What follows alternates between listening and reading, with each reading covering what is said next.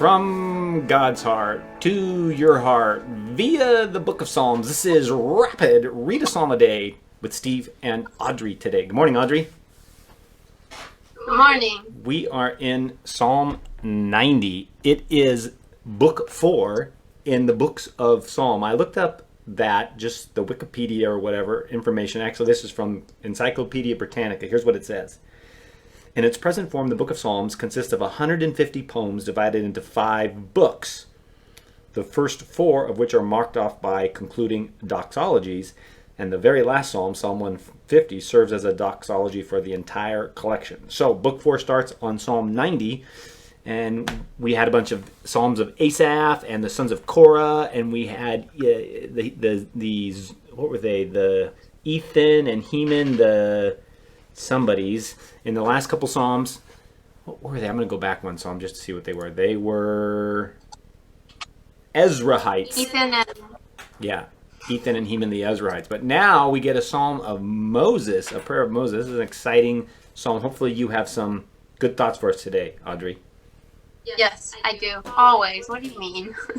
Okay, why don't you read first couple verses, and we'll talk about those, and then we'll just move down the Psalm from there. Okay. Lord, you have been our dwelling place in all generations. Before the mountains were brought forth, or ever you had formed the earth and the world, from everlasting to everlasting, you are God. Okay, so start right there. Okay. 1 and 2. You were telling me as we were prepping for this that it kind of is the overall theme of this psalm, the sovereignty of God, the eternal nature of God, right? Right. That God has always been and always will. And no matter what changes in the world or in our lives, God is still there and He's still God. I used to have when I was a rebellious youth pastor, I used to have a shirt that said rock and roll, to make all the older people in the church mad. But then if you looked at the fine print, it says, my foot is on the rock and my name is on his roll. Get it? Jesus the rock, the roll up in heaven. Okay. Anyways, so God doesn't change. He's the eternal, unchangeable constant, and our life only makes purpose. Because look what it says in verse 3. You return man to dust. And then verse 4. For 1,000 years in your sight are but as yesterday when it is past, or as a watch in the night. We've talked about this a lot of time, but it can make God seem distant, but actually it's not. He's ever present, and it actually is nice to understand the sovereignty of God that right now, like you and I are living through life in a movie. It's like a video. We're going through time, but to God it's a photograph. He's out above time. He sees the beginning from the end. That's why you can trust God. It's not like something catches God by surprise, because He sees the whole picture. Right. He sees the beginning from the end. Yeah, it's not like He's like, oh no, what am I going to do now? He's so prepared. Oh no, you're gonna get sent home from YWAM early, and you're not gonna know what you're gonna do, and then you're not gonna go back, and then you're gonna end up in some apartment down in Tri-Cities. No, God knew all that, right? So good. I really like that, like these verses, because it just reminds me, like, since God has always been, like, He's always going to be a constant in my life. Because in missions, my life is so unpredictable, and everything changes last minute, and like everything's up in the air. Like, all my friends live in different places. I never know what's going on. But then there's God, and I know He's always there, and He's always a constant in my life. So I'm like, okay, So at good. least I have God. Everything else is all over the place. Like, I still can have my hope in something, because God's never going to change, and He's always going to be with me. By the way, your camera perspective is super cool this morning, because from my angle, it's your Bible real big up in the front, and then you're kind of behind it, and you turn the page, it's like a giant Bible. Whoosh, it's awesome. I just wanted to match your background. It's very similar. It is. It's amazing. But you did it in real life. I got a fake background. Okay, before we continue with the sovereignty of God, there is a verse that we're going to talk about that's a little bit different of a topic. You had mentioned it earlier. Verse 8. Read it and then tell us about it. Okay. You have set our iniquities before you, our secret sins in the light of your presence. Ooh, sounds pretty negative to me. I think it's actually really cool, because basically what it's saying is we can't hide our sin from God, so you might as well just tell Him. Right? The positive side is it's okay to be honest with God, because guess what? He knows anyways, right? Right. And there's so much freedom in just being able to tell him things. Like, we were created to talk to him. And so if we just keep things in, it's like you drain your life from you. Right. David, in the Psalms himself, says that when he tried to hide iniquity in his heart from God, it rotted his bones, which could have been a metaphor for cancer or whatever. But what it's saying is it's no good to you physically, even if you try to hide things from God. You just got to be transparent with God because he's the cure. Right. He's the cure. That's the thing. Why would you? That's like hiding that you're sick from your doctor. That does not make sense. Right. Hey, doctor, I'm feeling and also, good. I like how it says our secret sins in the light of your presence. Like, God's presence, his light always exposes the darkness. So, like, if you're living in sin, people are going to find out one way or another because God's light is so much brighter than the darkness. So you might as well just get help. That's right. And who wants to, I mean, yes. Why stay in the shadows? Come to the light and get healed. Okay, then I like verse 10. Will you read it to us? Yes, the years of our life were 70, or even by reason of strength 80.